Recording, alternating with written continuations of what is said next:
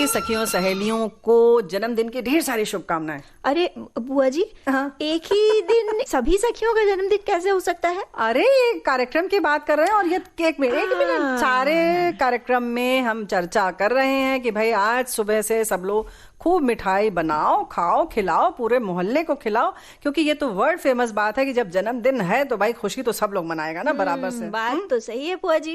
अब आप पूछेंगे तुम्हें कैसे नहीं पता? नहीं, हम बिल्कुल नहीं पूछेंगे, हमें पता है। तुम वैसे कंफ्यूज रहती हो, लेकिन खास मौका हो तो ये फ्यूज हो जाती है दोस्तों, तो इन्हें माफ कर देना। लेकिन कभी कभी ये जो बल्ब है ना, ये झलमलाहट के साथ फ्लिकर भी करता है। अच्छा, मतलब तारीफ उस पे भी। चलो बताओ फिर क्या। अभी आपने कहा ना कि जन्मदिन की बात हो रही है, मिठाई आपने सबसे बनाने के लिए कहा था। हमें कैसे नहीं पता, यानी कम्मों को कैसे नहीं पता? तो बुआ जी हम तो व्यस्त थे ना मिठाई बनाने में, इसीलिए इस तरफ ध्यान नहीं गया। भैया ऐसा है कि ये गाहे बगाहे ये बता देती हैं कि बहुत काम हम करते हैं। चलो ठीक है, थोड़ी बहुत तो मदद करोगी, अब तुम्हारी उम्र है, तुम जवान हो तो तुम ही ना करोगी, कौन करेगा ये बताओ हमें। देखिए, आपके लिए और सखियों के लिए जब सखी सहेली कार्यक्रम के जन्मदिन का मौका है तो मिठाई तो बनती है। और ये जो मिठाई है सिर्फ लड्डू ही नहीं है, बातों की भी मिठाई है। अपने श्रोताओं के लिए, अपनी सखियों के लिए कई सारी चीजों के रूप में भी हम मिठाई लेकर आए हैं। जो ये मिठाई है यानी कि झलकी है, हास्य नाटिका हम लेकर आए हैं। संदेशों की मिठाई है, यानी कि खूब मीठे मीठे प्यारे प्यारे संदेश हैं जो हमारे जीवन के लिए बहुत जरूरी हैं।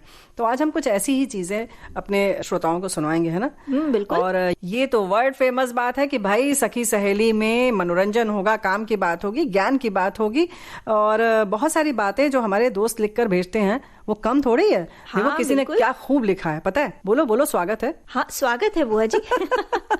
तो भाई हमारे साथी ने लिखकर फेसबुक पर भेजा था, आज नहीं पहले भेजा था, कि विशेष 5 लाइन जो इससे पहले भी मैंने लिखी, आज फिर लिखने का मन कर रहा है।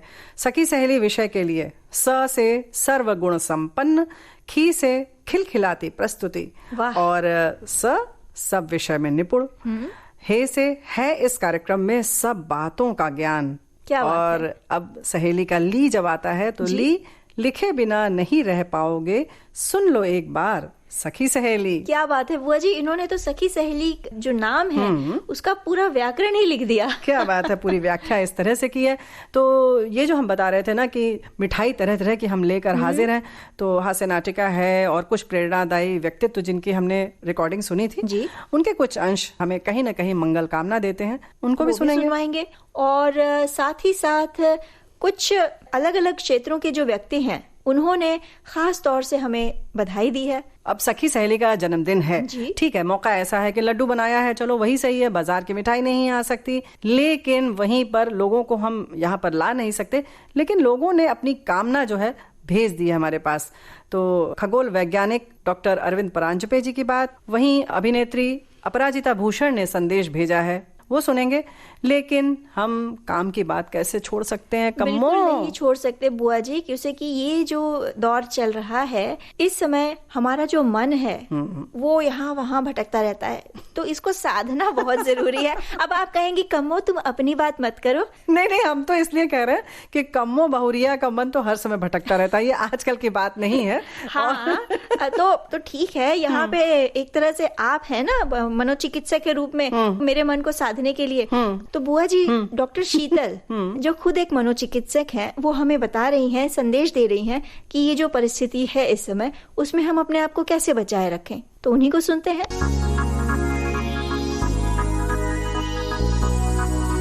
सुनने वाली सभी सखी सहेलियों को मेरा प्यार भरा नमस्कार। आज का दिन बहुत खास है। सखी सहेली के इस वर्धापन दिन की आप सभी को बहुत बहुत शुभकामनाएं। मेरा नाम है शीतल बिडकर और मैं मुंबई स्थित हॉस्पिटल में साइकोलॉजिस्ट और एडिक्शन थेरेपिस्ट हूँ।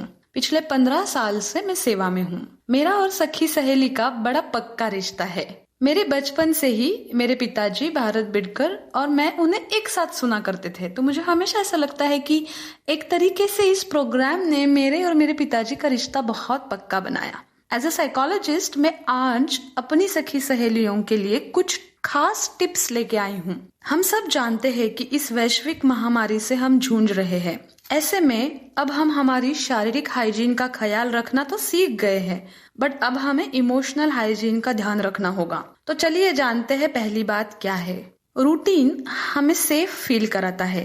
तो जब हम चीजों को पूर्व कथित कर सकते हैं तो वो हमें सुरक्षा प्रदान करता है। इसीलिए सखी सहेलियों, हमारा उठने का, खाने पीने का, एक्सरसाइज का, बच्चों के साथ वक्त बिताने का तथा सोने का एक निश्चित रूटीन तय कर ले।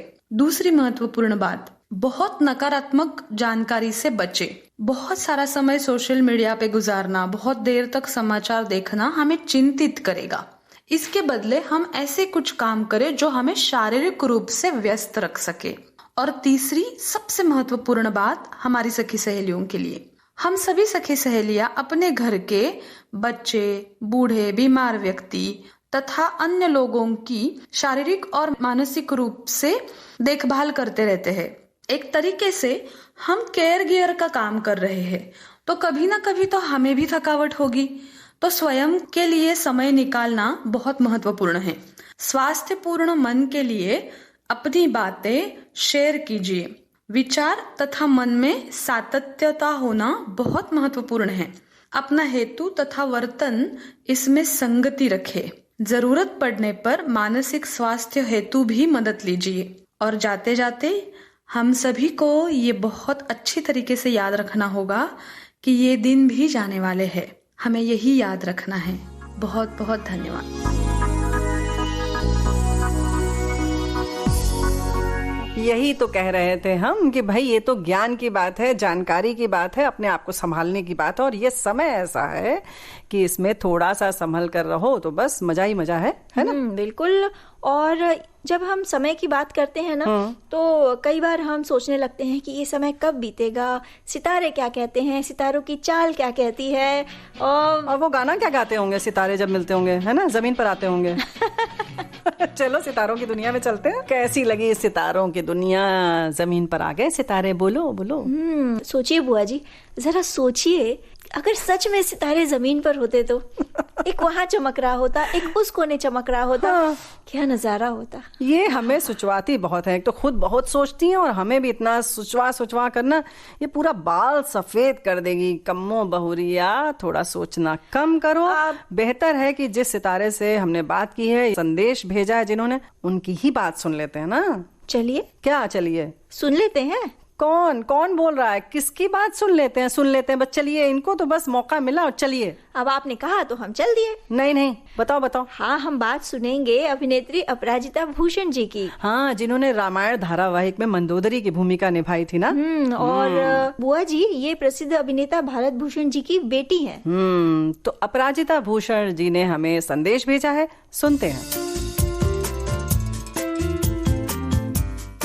देश की सुरीली धड़कन विविध भारती के जरिए सखी सहेली कार्यक्रम सुनने वाले दोस्तों को और श्रोताओं को अपराजिता भूषण का नमस्कार। सखी सहेली की सहेलियों में से एक मैं भी हूँ। हम सब के लिए तो आज का दिन बहुत ही खास है। हमारी सखी सहेली का जन्मदिन जो है, इस मौके पे मैं सभी को ढेर सारी बधाइयाँ और शुभकामनाएं देती हूँ। सखी सहेली से हमारा भरपूर मनोरंजन होता है। Vividh Bharati is India's biggest radio network. पूरा दिन आप एक से बढ़कर एक प्रोग्राम सुनते हैं, लेकिन सखी सहेली की प्रस्तुति तो सदाबहार और बेमिसाल है।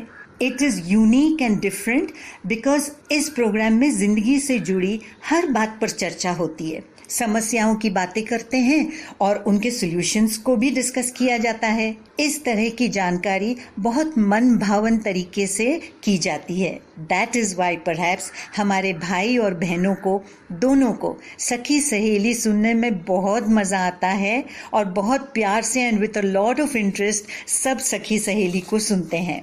And the way this program is presented, इसका अंदाज ही लाजवाब है। एक इनफॉर्मल कॉन्वर्सेशन सा लगता है, जैसे आपस में हम सब मिलजुल कर बातें कर रहे हैं। घर गृहस्थी की बातें और समाज की बातें, देश दुनिया की बातें, साहित्य और कला, सब के बारे में विस्तार से चर्चा होती है। It's a complete package. और हमें उन लोगों की रिकॉर्डिंग भी सुनाई जाती हैं जिन्होंने अपने अपने क्षेत्र में भरपूर कंट्रीब्यूशन किया है। नए बढ़िया नाटक भी पेश किए गए हैं, जितना कहा जाए कम है ना। And watching these live dramas on Facebook is so wonderful. And the songs played in between the talks, मन खुश हो जाता है। इन टुडेज चैलेंजिंग टाइम्स हम सब अपने अपने घरों में बैठे हैं, लेकिन सखी सहेली जैसे प्रोग्राम से हमारा मन लग जाता है। हम सबकी यही प्रार्थना है कि हम सब सुरक्षित रहें और खुश रहें। सखी सहेली कार्यक्रम और ज्यादा तरक्की करे और चरम पर पहुंचे, ऐसी हम सबकी तहे दिल से कामना है।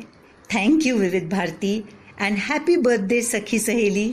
आप सबको अपराजिता का प्रणाम और प्यार। बुआ जी, जन्मदिन का मौका है, सखी सहेली का जन्मदिन है। हाँ हाँ, हमें पता है। इतना आँख नचा नचा के ये लड़की हमको बता रही है, डरा देती है। क्या हुआ? नहीं, हम डरा नहीं रहे थे। हम तो ये इसलिए किया मैंने ताकि आप और एक्साइट हो जाएं और बता दें कि अब अगला क्या है। अच्छा, ऐसा तो आपसे उगलवाना चाह रहे थे ना। ये सब बच्चे ना हमेशा चाहते हैं कि कुछ ना कुछ उल्टा होता रहे। मतलब पहले बच्चे जो होते थे उनसे हम लोग कुछ उगलवाते थे, अब बहुरिया लोग चाहती हैं कि हम बुआ लोग कुछ कुछ उगल दें। अरे भैया, कुछ ऐसा समय नहीं अभी बदला है, समझ गई? अरे हम तो पहले ही कह चुके हैं कि हम झलकी लेकर आए हैं, मशीन का चक्कर बहुत जबरदस्त है। ये हम सुनेंगे, अपने दोस्तों को सुनवाएंगे, श्रोताओं को सुनवाएंगे। बस तुम कान खोलकर बैठी रहना। बिल्कुल।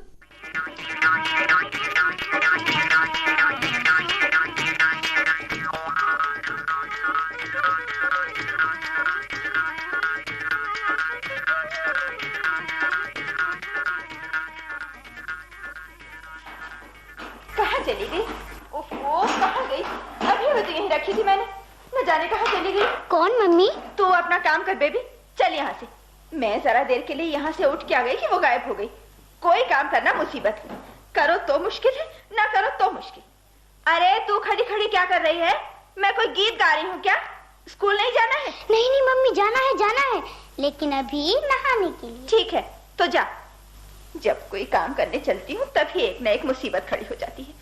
बस कह दिया ये काम सीखो वो काम सीखो, लेकिन कहना आसान है, उसमें जो मुसीबतें आती हैं उसका आइडिया किसी को नहीं।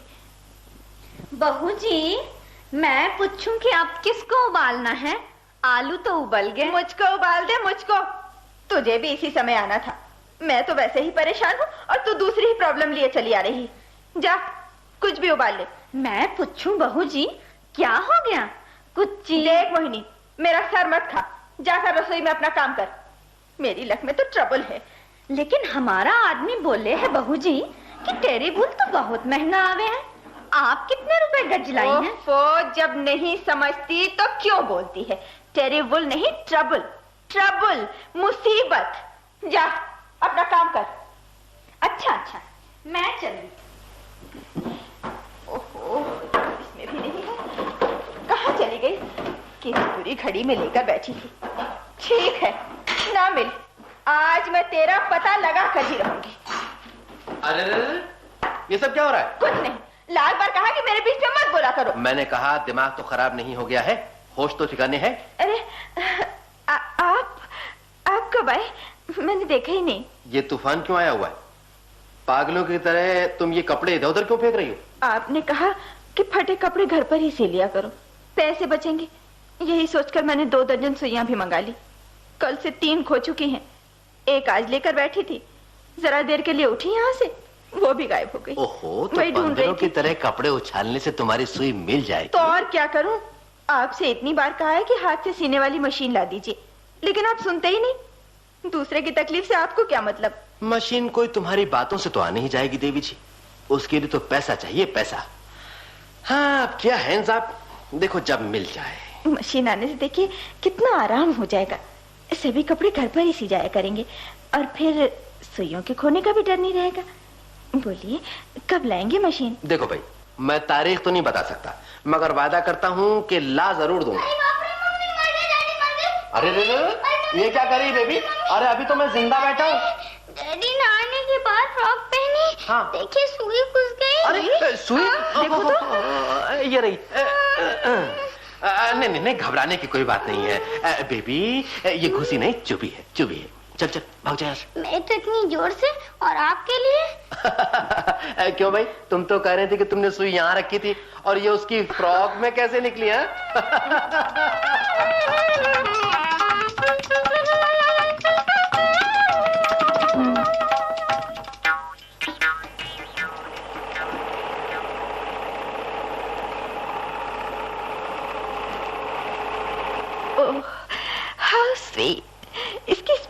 कितनी अच्छी है। और भाई तमाम मशीनों में मुझे यही सबसे ज्यादा पसंद आई, इसीलिए मैं इस कंपनी की मशीन लाया हूँ। चलती भी बहुत हल्की है। मेरे तो इतना ही चलाने में हाथ दुखने लगे, दरअसल कभी चलाई नहीं है ना।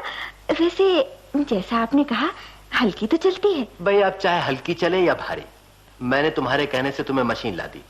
और सुन लो, अब कमीज पैंट छोड़कर कोई भी कपड़ा दर्जी के यहाँ सिलने नहीं जाएगा। भाई देखिए, अभी तो जाएंगे ही, जब मैं सीना सीख लूं तब बंद कर दीजिएगा। फिर सीखूंगी भी किससे? क्यों? मिसेस चोपड़ा हैं, वर्मा जी की वाइफ हैं, शीला जी हैं, किसी से भी सीख सकती हो। उन्हें घर पर बुला लेना और पूछ लेना। अरे भाई बस थोड़ी सी चाय का ही तो खर्चा है। यही तो मैं भी सोच रही थी, लेकिन सिलाई इतनी इजीली तो आ नहीं जाएगी। अब इजीली फिजीली मैं नहीं जानता, मैं तो इतना जानता हूँ कि अब कपड़े दर्जी क्या सिलने नहीं जाएंगे, बस। ओहो, मशीन? मैं पूछूं बहू जी, जो मशीन क्या लाया है? बड़ी सुंदर लगे हैं। मैं तो कब से भगवान से प्रार्थना करूं हूँ कि हे भगवान हमारी बहू जी को मशीन दे दे। चलो मुझे भी आराम हो गया, अब मैं भी बहू जी से अपना ब्लाउज और साया सिलवा लूंगी। हाँ हाँ, सबों के सी दूंगी। अब मुझे और कोई काम तो रह ही नहीं गया है ना, बस तुम लोगों के कपड़े ही सीती रहूंगी। जा रसोई में जाकर अपना काम कर, ब्लाउज सिलवा लूंगी।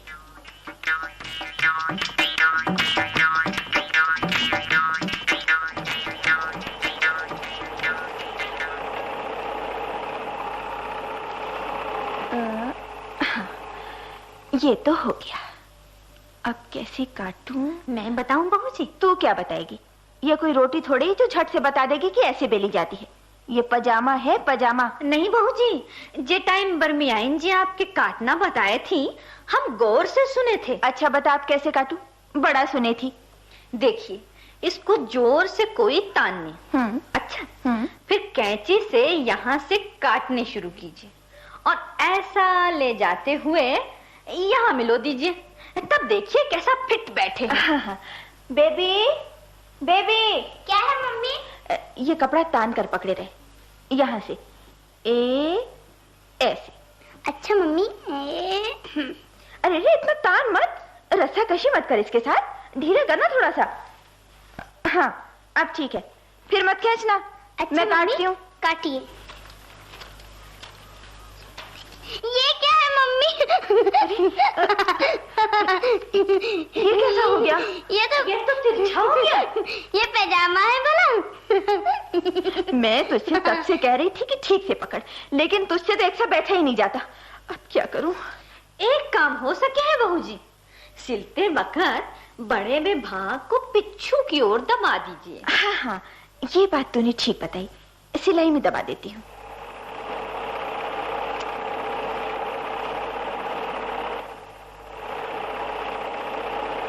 यहाँ से दबाइए। हाँ, ये आओ। ठीक, जरा कपड़ा बाहर निकला जा रहा है। मम्मी, क्या हुआ? हाय बहू जी, सुई तो बेबी की उंगली के आसपास हो गई। हाय, मैं क्या करूं? बहू जी पहिया आगे को घुमाओ।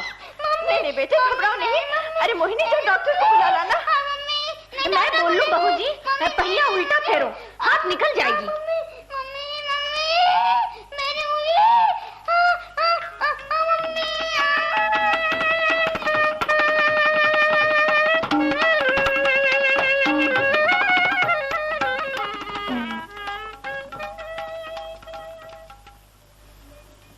इससे नहीं मोहिनी, साग से खिला। आज तूने साग में नमक बहुत कम डाला है। हाँ बहू जी, मैंने जान के कम छोड़ा, रोज रोज ज्यादा हो जावे है। मुझे भी खिला मोहिनी, तब से बातें किए जा रही है। खिलाती हूँ बेबी, खिलाती हूँ, बारी बारी से कौर दूंगी। दोनों को एक साथ जल्दी जल्दी कैसे खिला सकती हूँ? बहू जी, बाबूजी आज लौटेंगे? हाँ, आ जाते होंगे। 1 महीना तो हो गया होगा बाबूजी को गए। हाँ, 1 महीने से तो ऊपर हो गया। अरे राम, मोहिनी जरा मेरा हाथ इस पट्टी में लटका दे तो। अच्छा अच्छा बाबूजी। बेबी, बेबी, दरवाजा खोल बेबी।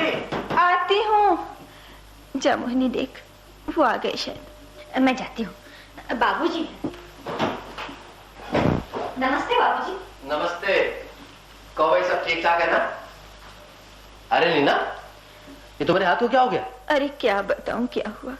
वो शर्मियाइन एक दिन अपनी लड़की की 3 फ्रॉक सिलवाने आई थी, तो शटल लगाते वक्त उनकी लड़की ने मशीन गिरा दी और मेरा हाथ उसके नीचे आ गया। मैंने तुमसे कितनी बार मना किया है नीना कि फालतू काम मत किया करो, लेकिन तुम्हें मोहल्लेदारी से ही फुर्सत नहीं।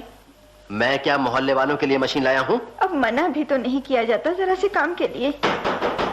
कौन है? मोनी, जरा देख तो कौन है। और हाँ बेबी, तेरे हाथ का क्या हाल है? अभी पूरी तरह ठीक नहीं हुआ डैडी, अब शायद ही इम्तिहान दे पाऊँ, कलम ही नहीं पकड़ी जाती। अरे नहीं नहीं, पकड़ लेगी पकड़ लेगी, जरा ध्यान से पढ़ती रहो, बस इम्तिहान तक सब ठीक हो जाएगा। बहू जी, जिंदल बाबू की नौकरानी कपड़े देगी है, जिंदलाइन ने भेजाए हैं ब्लाउज सिलाने के लिए, और उनकी नौकरानी एक अपना भी देगी है। मोहिनी, नौकरानी गई? हाँ बाबूजी। जाओ जाओ, ये कपड़ा जिंदल बाबू के सर पर दे मारो और कह देना कि हमारा घर कोई दर्जी की दुकान नहीं है, समझी? अरे सुनिए तो, मैं वापस करा दूंगी शाम को, अभी अभी ठीक नहीं है, वो बुरा मान जाएंगी। मान जाए बुरा? मुझे कोई उनसे इस्तिराही थोड़ी नहीं बनी है। जा जा, मेरा मुंह क्या ताक रही है? जी जी जाती हूँ। बेबी देख तो कौन है? कौन है? अरे दरवाजा क्यों तोड़ डाल रहा है? भाई ये तुम्हारी मोहल्लेदारी इस तरह की मुझे बिल्कुल नापसंद है। देखिए आपस में ये सब करना ही पड़ता है, जरा से काम के लिए मना नहीं किया जाता। बाहर वालों के लिए क्या मशीन मंगाई थी मैंने, जब से आई है घर का तो सिर्फ तुमने एक पैजामा भर सिया है, 2 महीने हो गए मशीन है। डैडी, घोष बाबू की लड़की आई है। क्या कह रही है? कह रही है माँ ने पूछवाया है अगर मशीन खाली हो तो मैं आकर कुछ कपड़े सिल लूं। सुन लिया तुमने नीना? बेबी जाकर कह दे मशीन खाली नहीं है। अरे नहीं नहीं, सुन बेबी, कहना कि मिसेस झा के यहाँ मशीन गई है, वहां से मंगा लूंगी, तब आकर सी लीजिएगा। जा। अच्छा। क्या कहा तुमने? यानी कि मशीन घर में नहीं है, मांगे गई है? अच्छा, जब से मेरे हाथ में चोट लगी है तब से मशीन खाली ही तो थी, तो मिसेस झा ने एक दिन के लिए मांग ली, यही रखे रखे क्या होता, कोई खिस तो जाएगी नहीं। हाँ हाँ ठीक है, किए जाओ परोपकार, मोहल्ले वालों को भी ऐसा परोपकारी और कहाँ मिलेगा। मैं कहता हूँ नीना, एक दिन ना पछताओ तो कहना। मैं कहता हूँ वो यहाँ कर नहीं सी सकती क्या? ओ आप तो ठीक है, मेरा क्या है? डैडी क्या है? एक मिस्त्री आया, उसने ये पर्चा दिया है। क्या है? दिखा। नीना, ये दुकान पर मशीन क्यों गई थी? दुकान पर? हाँ मम्मी, गई तो थी, वही जब डॉली ने उसके अंदर सलाकर आकर पहिया चला दिया था। हाँ, अरे जरा सी खराब हो गई थी। ये देखो, मैं पूछता हूँ अब कौन देगा ये रुपए? अब मांगो जाकर मिसेस जिंदल से या मिसेस झा से। कान खोल कर सुन लो नीना, मैं नहीं दूंगा ये रुपए, देना अपने पास से। बाबूजी। अब कौन है भाई? मैं झा साहब के यहाँ से आया हूँ, मशीन लाया हूँ। चले आओ अंदर। अच्छा, कहाँ रख दूं बाबूजी? यही मेज पे रख दे। ये मशीन को क्या हुआ? बहूजी ने कहा है कि बच्चों ने जरा सी छू दी थी, सो थोड़ी सी खराब हो गई। ये थोड़ी सी खराब हुई है? क्या हुआ है हमारा सर, और क्या। देखो अपनी मोहल्लेदारी, पीछे का पहिया अलग, आगे की रॉड के 2 टुकड़े, बीच से बॉडी क्रैक, और उन लोगों के लिए यानी कि जरा सी खराब हुई है। और भेजो 2-1 जनों के यहाँ, जो थोड़ी बहुत साबुत बची है ना, वो भी किनारे लग जाए। ये तो इतनी टूट गई, मुझे क्या मालूम था। ठीक है, अब तो मालूम पड़ गया तुम्हें। तुम कहाँ किसके जा रहे हो? उठाओ ये मशीन, चलो मेरे साथ। कहाँ बाबू? जहाँ मैं कहूँ वहाँ। कहाँ जा रहे हैं? सुनिए तो, उनके घर मत जाइएगा। तुम चुप रहो जी, ना होगी खैरात और ना बटेगी। मशीन वाले के यहाँ जा रहा हूँ, कम से कम आधे रुपए तो इसके अब मिल ही जाएंगे ना। भगवान बचाए मशीन के चक्कर से।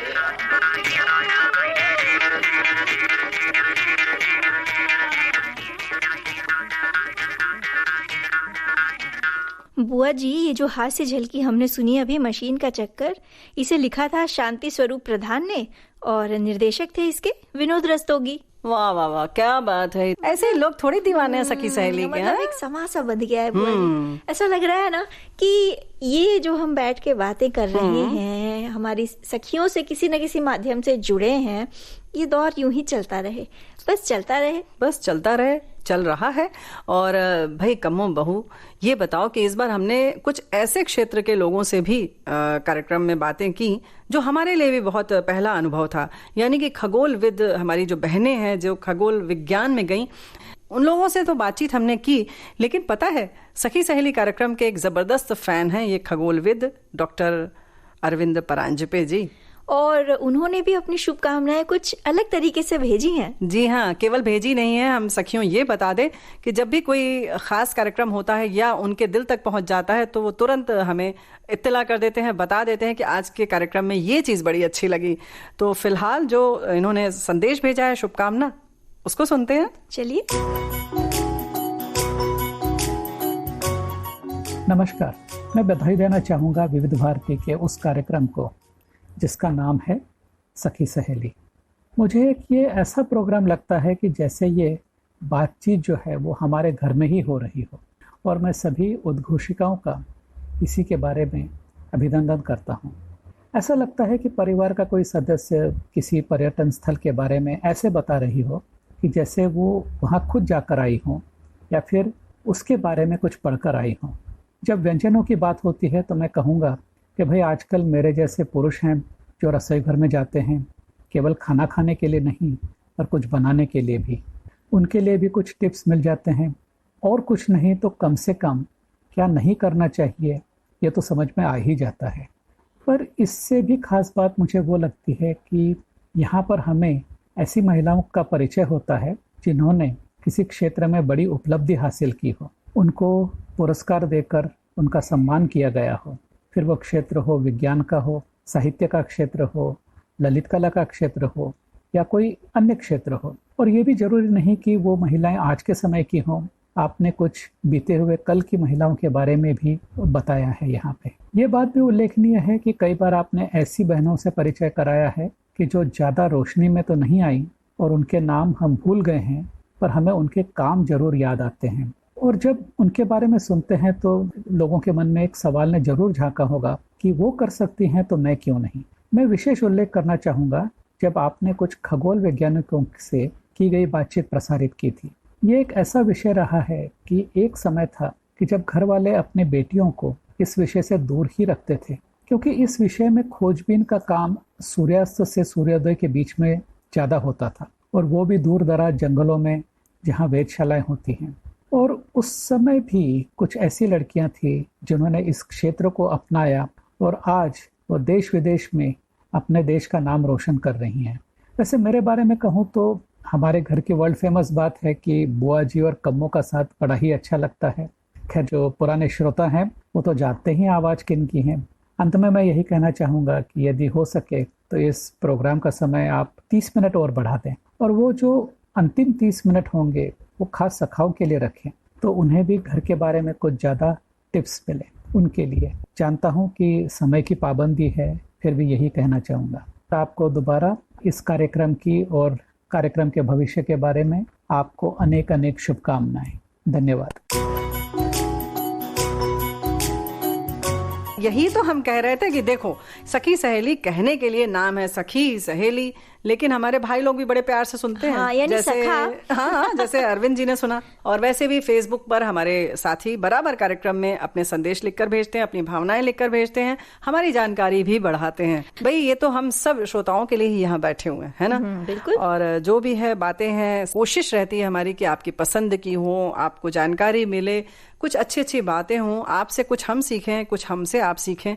बस ये दुनिया ऐसी है कि एक दूसरे से आदान प्रदान होता रहना चाहिए। बिल्कुल होता रहना चाहिए। और इसी के चलते कई बार हम अपने श्रोताओं के लिए अलग अलग क्षेत्र के व्यक्तित्व से इंटरव्यू जो लिया गया है उसे समय समय पर सुनवाते रहे हैं। अरे तो कम्मो बहुरिया ऐसा करो कि हमें वो याद आ रहा है, रूबी आलूवालिया जिनको कि कैंसर हुआ था और वो जीती भी उससे, यानी कि उनकी जो इच्छा शक्ति और जो उनका एक तरह से कहना चाहिए आत्मविश्वास उनको इस रोग से मुक्त करा सका, और उसके बाद वो समाज सेवा से जुड़ी, मतलब समाज सेवा कर रही हैं अभी तक। तो उनकी बातचीत बहुत अच्छी थी, वो सुनवाओ ना। हाँ बुआ जी, आपने बहुत अच्छी बात याद दिला दी। चलिए वही इंटरव्यू सुना जाए।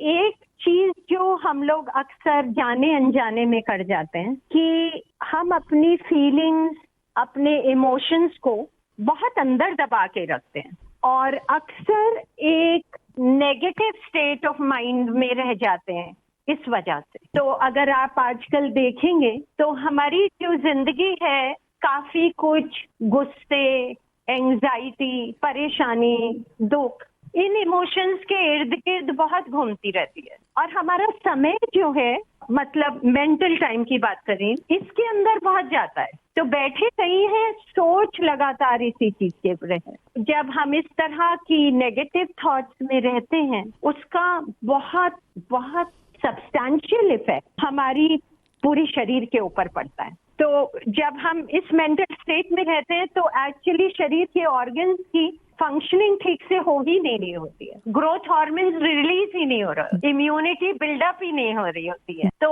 वो बड़ा अच्छा समय रहता है कोई भी बीमारी आने के लिए, हाइपरटेंशन हो, आर्थराइटिस हो, डायबिटीज हो and may be cancer also. तो अपने जो इमोशंस हैं, फीलिंग्स हैं, उनको पहली बात सकारात्मक तरीके से व्यक्त करना जरूरी है। मतलब एक तो ये हुआ कि मुझे गुस्सा आया किसी के ऊपर और मैं उठी और मैंने किसी की पिटाई कर दी, एक तो ये तरीका है जो नकारात्मक है, क्योंकि फिर वो आगे से उस आदमी का रिएक्शन भी होगा। लेकिन दूसरा तरीका है, चाहे वो दौड़ने का है, भागने का है, कुछ खेलने का है, गाने का है, बजाने का है, जो भी है, उसमें अपने आप को व्यक्त करना। तो दैट इज वेरी इंपॉर्टेंट। जिन लोगों को योग का सही मतलब समझ में आता है और योग अपने संपूर्णता में समझ आता है, तो योग की ट्रेनिंग, योग की प्रैक्टिस बहुत काम आती है। ध्यान में बैठना, मेडिटेशन में बैठना बहुत काम आता है। अपने आप से जुड़ना बहुत जरूरी है। आजकल क्या है ना, सारा ध्यान बाहर की तरफ है। मतलब हमारे हाथ के ऊपर एक चींटी अगर चल रही है तो महसूस हो रही है और उसी स्किन के अंदर इतना सारा खून बह रहा है, हमें महसूस नहीं हो रहा है।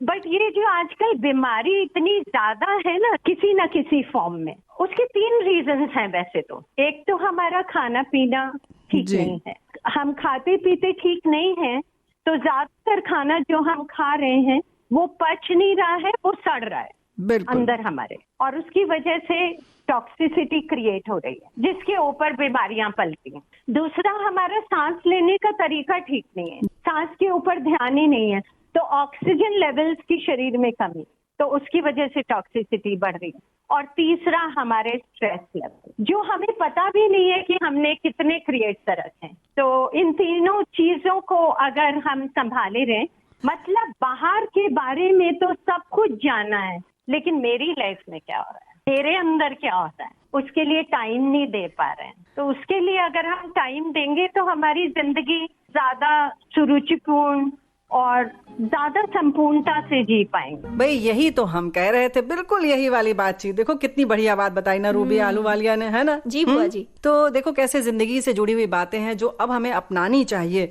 रोजमर्रा की जिंदगी में। अगर हम अपना लें तो बाकी ये दुख सुख है या जो भी सोच है हमारी बदल जाएगी, हमारा नजरिया बदल जाता है बिल्कुल। और कुछ ऐसा ही नजरिया लेकर एक और व्यक्तित्व है। हाँ, ये तो वर्ड फेमस है कि सुधा मूर्ति जी का नाम कौन नहीं जानता भाई। इंजीनियर महिला हमारी बहन ऐसी, और उसके साथ साथ और बड़ी मजेदार बात है। क्या हुआ जी? इन्हें फिल्मी गाने बहुत पसंद है। हाँ। बातों से ऐसा बिल्कुल नहीं लगता, लेकिन वहीं हम अपने दोस्तों को बता दें, और कम्मो बहुरिया तुम तो जानती हो कि जब हमने बातचीत की तो कितने प्यार से, कितनी विनम्रता, कितना सरल व्यक्तित्व है इनका कि हम बहुत प्रभावित हो गए। वैसे तो हम सिर्फ उन्हें पढ़ते थे या उनके बारे में हमने कहीं से सुन लिया था, लेकिन जब सीधे बातचीत की तो लगा इतना सरल और सहज कैसे कोई हो सकता है। बिल्कुल। तो बुआ जी क्यों ना उनकी बातचीत सुने? हाँ बिल्कुल सुने।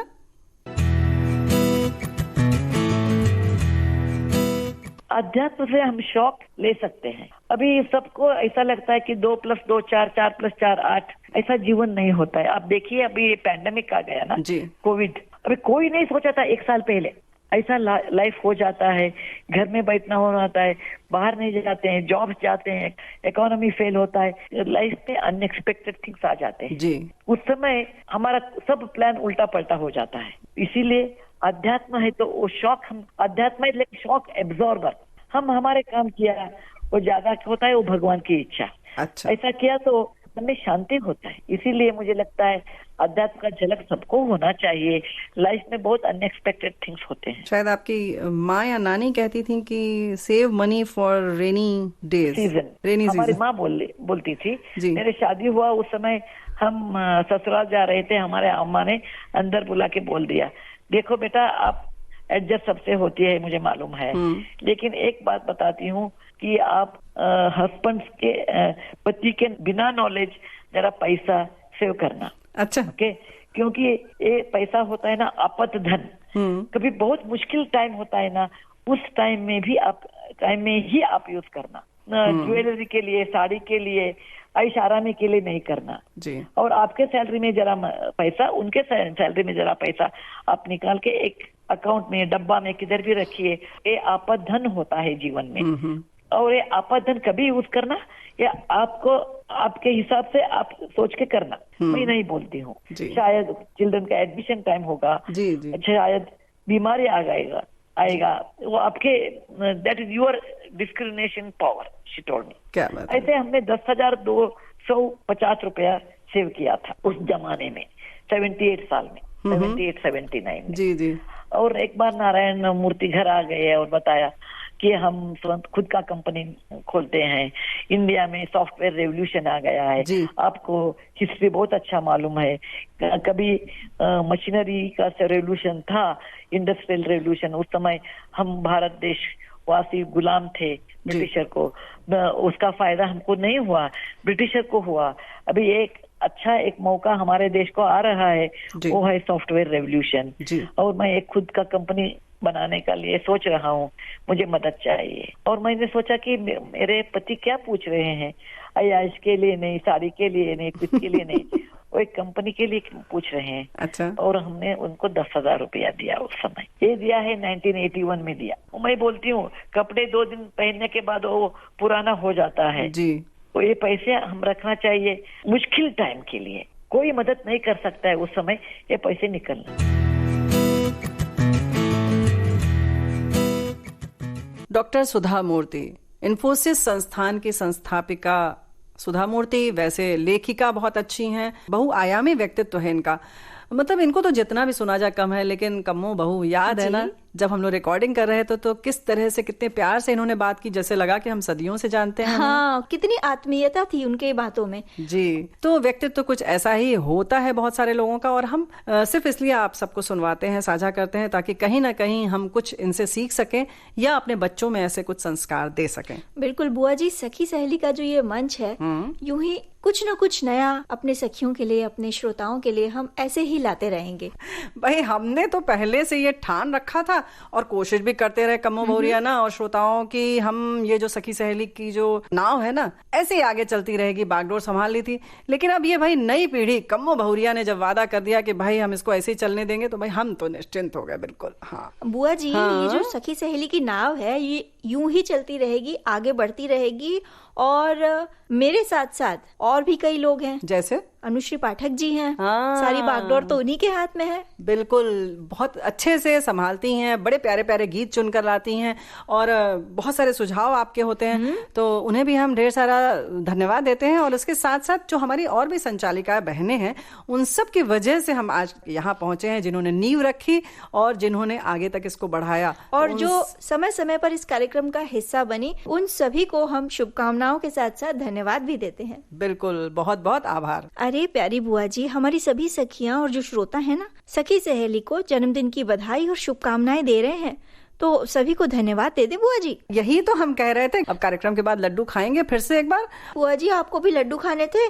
मैं तो जितने लाई थी वो बात करते करते मैं ही खा गई। अरे ये लड़की ना जब आई थी, ने इनका परछन किया दरवाजे पर, तो एकदम सीख सलाई जैसी थी। श्रोताओं हम क्या बताएं, आज ये हाल है कि लगता है एक लड्डू इस गाल में और एक लड्डू उस गाल में, दाएं बाएं दोनों तरफ दबाए बैठी हैं। हाँ, तो समय के साथ सबको बदलना पड़ता है ना बुआ जी। तो बस गोल होती रहोगी है। हाँ, लेकिन भाई ये तो वर्ड फेमस है कि भाई हमारे पास जो रहेगा वो ऐसे ही स्वस्थ, प्रसन्न, गोल मटोल रहेगा। यही तो हम कह रहे थे। अच्छा, तो भाई सब लोग खुश रहें, मस्त रहें, प्रसन्न रहें और जल्दी से एक तरह से यूं कहें कि फिर से खुशहाली लौट आए। बिल्कुल बिल्कुल, खुशहाली लौटे और स्वच्छंद रूप से हम फिर एक दूसरे से मिलें। मिलें और फिर बाजार का खाना खाएं। लेकिन जो हमने इस समय सबक लिया है इस दौरान, उन सब को ख्याल में रखें, प्रकृति के नजदीक रहें और कोशिश करें कि साफ सफाई का पूरी तरह से ख्याल रखें। लेकिन फिलहाल भी जो दौर चल रहा है उसमें मास्क लगाएं। साथ ही साथ बुआ जी अपने हाथों को बार बार सैनिटाइज करते रहें या फिर साबुन और पानी से धोते रहें। उसके अलावा जो 2 गज की दूरी है वो सबसे ज्यादा जरूरी है इस समय, और अगर जरूरत ना हो तो बाहर ना निकले। बिल्कुल घर से बाहर ना निकले। भाई हम तो हैं ही सखी सहेली कार्यक्रम लेकर हाजिर हैं। आज जन्मदिन मना रहे हैं, फिर देखिए और क्या क्या मनाते हैं, है ना? बिल्कुल, तो आप घर में ही रहिए और विविध भारती सुनते रहिए, खासकर सखी सहेली। बिल्कुल, तो हम लेकर सखी सहेली कार्यक्रम फिर हाजिर होंगे।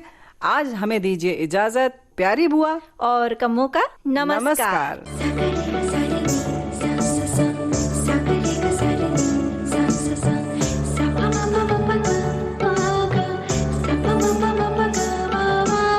सखी सहेली।